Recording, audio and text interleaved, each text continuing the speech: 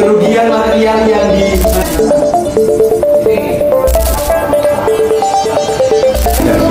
memahami konteks permasalahan. Setiap delegasi mesti memahami konteks permasalahan. Setiap delegasi dari Indonesia dan Belanda itu saling berdebat, mempertahankan argumennya sampai akhirnya nanti ada solusi, ada win-win solusi, jalan tengah yang disepakati bersama. Jadi jalan kekerasan seperti agresi itu dihentikan, agresi militer pertama kedua dihentikan, baru kemudian mereka berunding. Ketika perundingan itu sudah, Belanda juga legowo, Indonesia juga legowo. Sebenarnya kalau Indonesia waktu itu menuntut, masih menuntut. Kenapa?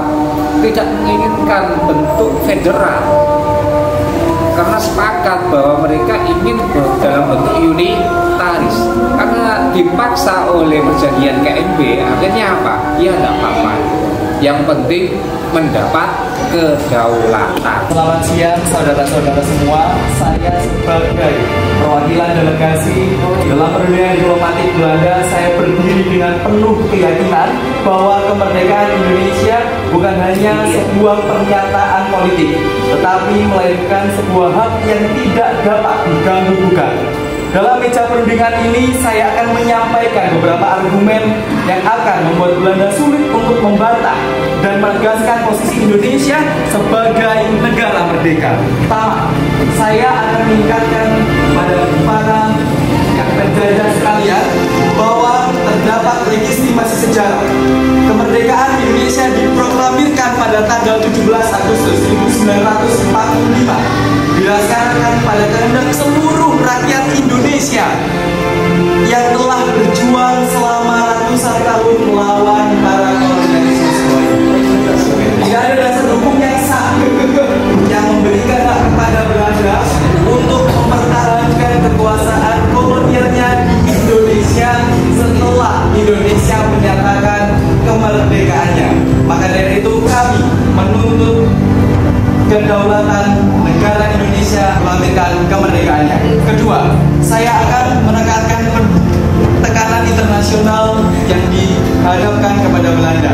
Banyak negara besar dan anggota Perserikatan Bangsa-Bangsa yang mengakui kedaulatan Indonesia dan di dunia sedang bergerak menuju dekolonisasi. Jika Belanda tetap keras kepala dan menolak mengakui kedaulatan Indonesia, mereka akan menghadapi isolasi politik dan sanksi ekonomi dari komunitas internasional.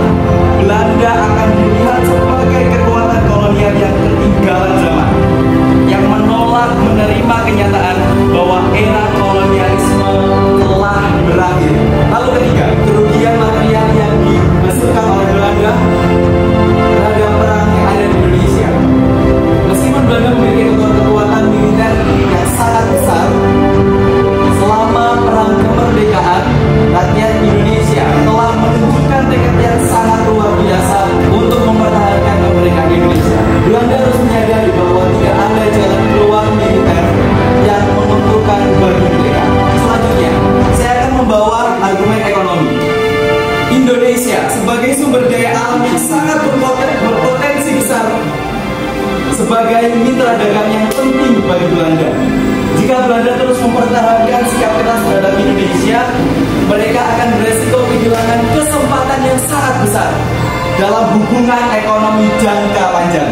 Terlalu banyak mimpi, terlalu banyak omongan. Intinya di sini. Kita sebagai pihak Belanda sudah memberikan kalian keenakan, kelonggaran. Kita memberikan RIS. Kita memberikan kalian sebuah negara federal. Dengan Indonesia menjadi RIS, kalian masih enak mendapat kemerdekaan dari kami. Maka kami pun berhak mengendalikan atau mengambil manfaat dari atas yang kalian dapatkan ini. Kalian untung saja loh, cuma dapat terlindung dari PBB. Coba aja kalau nggak ada PBB, hancur kalian.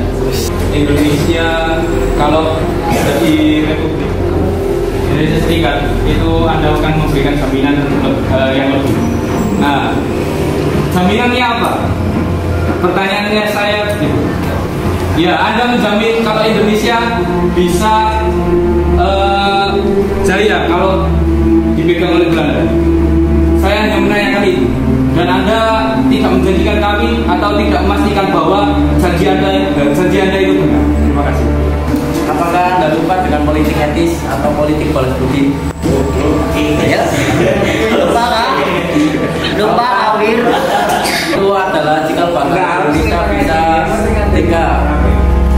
Jikalau kami tidak memberikan kebijakan bisa bersekolah, kalian akan bodoh. Ingat itu wahai Indonesia, dasar kita. Kami memberikan pendidikan untuk kasta-kasta tertentu. Maka dari itu, kalian harus menjadi negara federal. Agar apa? Nanti kami akan memberikan pendidikan yang merata juga untuk kalian. Dan tentu saja bukan kami saja yang mengatur, kalian juga harus pintar mengatur. Jadi kita akan membentuk negara federal itu untuk bekerja sama. Jadi tidak seperti dulu lagi. Jadi yang kan gitu itu cuma yang dulu lagi gitu ya. Nah sementara untuk masalah infrastruktur tadi, ya mungkin kalian kita membangunnya itu atas jeripaya kalian. Dan nyatanya kita juga memberikan sebuah makanan dan dana untuk kalian. Tapi pejabat kalian sendiri yang korup. Kami merupakan bicara roti, kami melakukan apa itu sebenarnya ada. Kita juga ya sebelumnya juga budaya yang kaya kami juga dan bangunan lah kalau nggak ada sampai sekarang mungkin juga bisa nggak ada kayak yang namanya perubahan ya. Amerika. Jika tadi di pertanyaannya pernyataan kalian sudah memberikan kita fasilitas pendidikan, tapi pada nyatanya dalam kehidupan realitanya pendidikan yang kalian berikan itu tidak merata. Kalian memandang kasta. Jadi jika kalian membawa politik etis atau balas budi, maka kalian juga tidak bisa